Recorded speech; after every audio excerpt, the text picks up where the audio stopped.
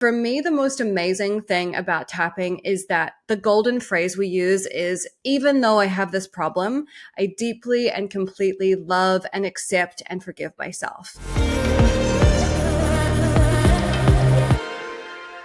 So thank you so much, gorgeous souls, for joining me for another one of my podcast episodes today. Today, I'm so excited to have the incredible Gala Darling with us. So Gala, if you don't know, has been revolutionizing the self-help space for close to 2 decades. Teaching EFT, tapping through her unique spiritual pop star lens, she's helped hundreds of thousands of people step onto a path of emotional healing, radical self-love, and expansive living. Gala is the host of Vortex Vision TV and the best-selling author of Radical Self-Love and Magnetic Mind. Welcome to the show, Gala. How are you doing? I'm so good. Thank you for having me.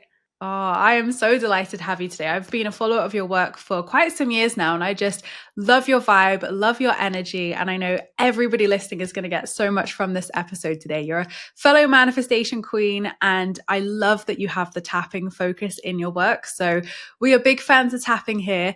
So I'm sure that you're going to give us some incredible tools and techniques today to help us with our manifestations. But Gala, one question that I ask every guest who comes on the podcast is, when did you spiritually awaken? What's your story? Oh, I spiritually awakened. This is hilarious. When I was maybe like 10 years old or so, there was a woman that was a friend of my parents who was going to Buddhist temples all the time. And she would bring me tape recordings of chants, and she would bring me incense, and I would listen to this music and feel myself so transported. And I was always really interested in religion and spirituality, but I had never really found something that fit for me. I went to an Anglican school in New Zealand and never connected with the religion. And then when I was 13 years old, The Craft came out, and I watched that movie, and it sent me down a completely different path of like looking at witchcraft and new age stuff. And really, that has been, I guess that was like the real major entry point for me. And I feel like that changed everything, and it helped me have a language for what I was always experiencing being in the world, always feeling this connection to things, but never really knowing how to explain it, and feeling like nobody else really understood that or really had a grasp of that. And so, yeah, that was really the beginning of it. And the first book I read was To Ride a Silver Broomstick by Silver Ravenwolf. And that book was so iconic. Iconic. I can still remember how the pages smell. Like it's that like burnished in my memory. I love that. I love that. So obviously you've been aware of these things for quite some time now. So obviously we know you as EFT tapping queen now, but what was past Gala like? Did she just get straight into this work, or did you kind of push it down for a while and go into kind of like a mainstream job? Like, how did it unfold? It was a long and winding road. I really leaned into my like goth stuff when I was in my teens and my early 20s. And around that same time, I also like lost touch with that spirituality side of me. And I think, I had boyfriends who were very cynical and very derisive of anything like that. And so I think I thought, oh, well, I don't care about this. Like, I'm just going to put it to the side, not really realizing how valuable that was to me and how good that made me feel. And my road got worse and worse. I struggled with depression. I had a terrible eating disorder. I was in a really bad place. And then I discovered tapping when I was 22. And at that time, I was working in a call center. I had a terrible job. I would sit in my apartment and chain smoke Lucky Strike cigarettes. I was like miserable, so unhappy. And tapping really changed everything for me. It just opened my eyes to how different the world could be, how beautiful life could be, and sort of put me back in touch with that girl I was when I was in my very early teens and I first discovered spirituality. I felt that rush of connection to the world again that I'd really cut myself off from for a long time. I love that. So it's almost like you kind of had that second awakening of, okay, I know this stuff, but I've kind of pushed that down and now it's kind of really come up and I can't avoid it anymore. That works. So Yeah, it's funny. Like absolutely. I hear all kinds of stories here on this podcast of people like yourself who have those kind of multiple awakenings and it kind of finds them again, or they've, had spiritual parents and it's always been there for them, or it is that kind of life truck moment later on in life where there was no awareness and then it all kind of comes up. But we've mentioned tapping a lot, Gala, and for anybody who doesn't know what EFT tapping is, can you explain to us what it is and how it's changed your life? Yes. So tapping is a somatic practice, which means it uses your body. And basically, with tapping, you're using your hands to stimulate various points on your body. And while you're doing that, you're talking about the issue or the problem that you're wanting to resolve. And what's really interesting about tapping, to me at least, I mean, there's the science behind it, and there's all the stuff that's going on with your brain chemicals. It's bringing down your stress response and blah, blah, blah, which is fascinating. But for me, the most amazing thing about tapping is that the golden phrase we use is, even though I have this problem, I deeply and completely love and accept and forgive myself. And this phrase changes everything, because we cannot change things in our lives until we accept that they exist.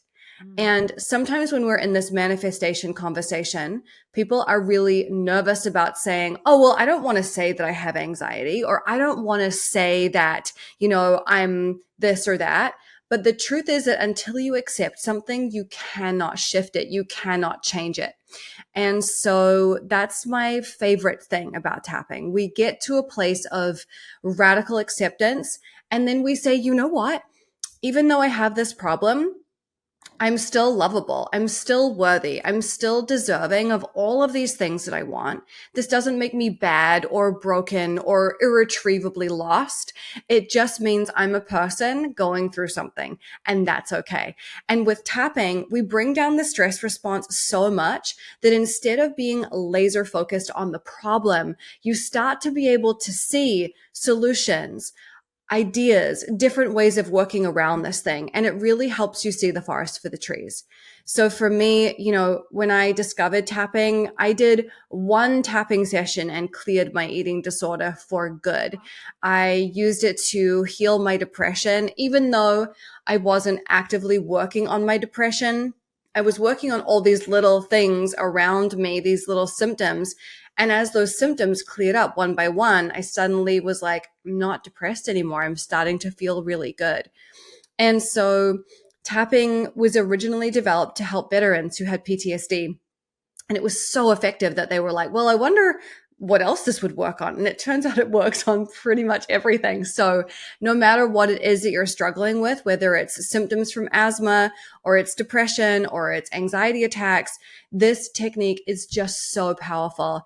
And my favorite thing about it is that all you need is your hands. It's like these solutions are hidden in plain sight. They are right here for us. It's free to do it. And that's just so beautiful. Mm. It so is. And you're right. From my own experience, I found tapping pretty soon after I spiritually awakened and found manifesting. And I remember my friend at the time sent me one of Brad Yates's videos and said, oh, I think you'd benefit from doing this. And obviously I thought, what on earth is this? Why are they tapping their face? What is this mad stuff? Yeah. And I gave it a try and I literally cried and cried and cried. Like the tears were not stopping after that first video. And I've just loved it ever since. Like you say, it's so powerful for limiting beliefs, fears, blocks, any emotion, even manifesting things as well. And I just think, literally, like, even if we just were able to tap every day, I think the world would be such a better place and just more regulated, and everyone would just benefit from it so much, right?